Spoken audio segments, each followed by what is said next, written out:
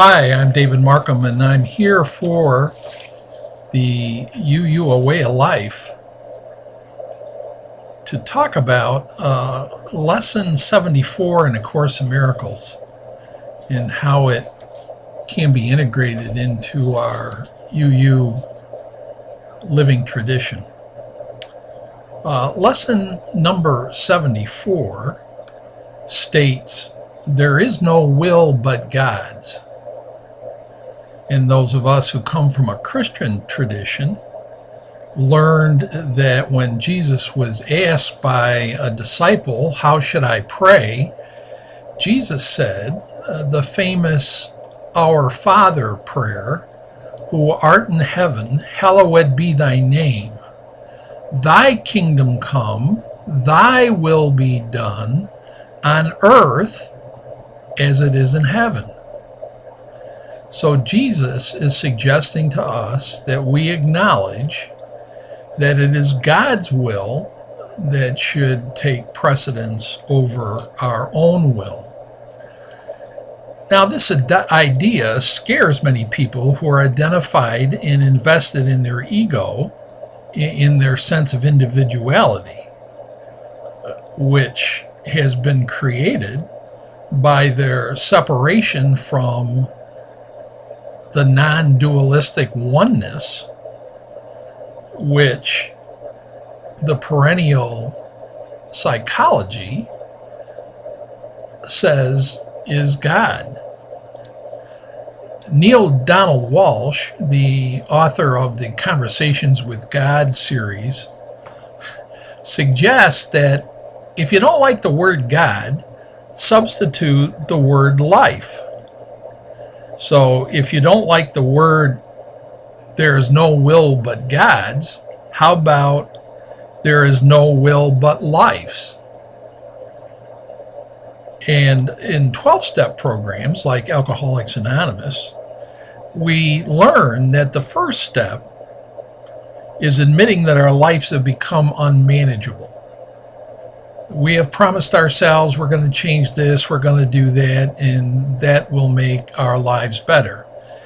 In the Course of Miracles, they call this an illusion, and that we create these idols on the path of the ego, which we think are the source of our salvation or our happiness. In Alcoholics Anonymous or 12-step programs, they suggest that we have to get to a point sometimes where we just admit that our life is unmanageable.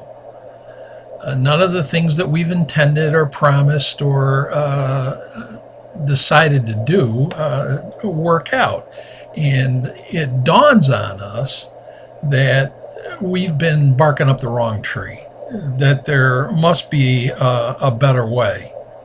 In AA, they say often this dawning doesn't occur until we hit bottom. We have to become pretty desperate. And in our UU, A Way of Life spiritual model, this hitting bottom in our desperation, often saying there must be a better way, we begin our search, which is our fourth principle, that we covenant together to affirm and promote the free and responsible search for truth and meaning. This search very often takes us off the path of the ego onto the path of God, where we begin to recognize and acknowledge that there are far greater powers in the universe than we can understand and comprehend. And in all our humility, we admit that our navel is not the center of the universe. The universe is an awesome place of mysterious wonder. And this takes us to our Unitarian Universalist seventh principle, which is the affirmation and promotion of the respect for the interdependent web of which we are a part. So this third step in a 12-step program asks us to make a decision to turn our will or our ego over to the care of God as we understand him, or her, or it. We turn our ego and our will over to life. The old song, Que sera, sera. Whatever will be, the future is not ours to see.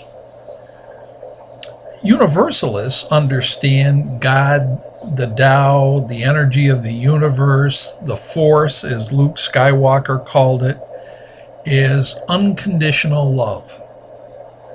When we experience this unconditional love in the universe, we realize that there is no will but God's will, because this will of God is who we are.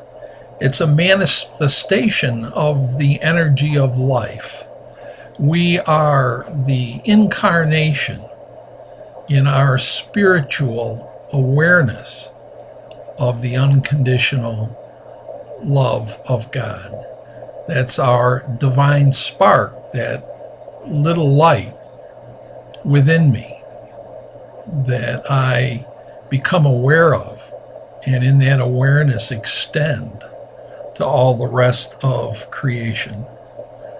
So today, when we become aware of our grievances and resentments, we ask ourselves what we choose: the path of the ego in the realm of conditional love, with the dynamics of special relationships of give to get in one or the other, or the path of God, which is the realm of unconditional love for the interdependent web of existence.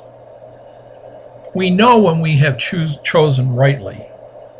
If the decision brings us a sense of relief and peace and joy, if instead we find ourselves withdrawn, defeated, enervated, we should reconsider and choose again.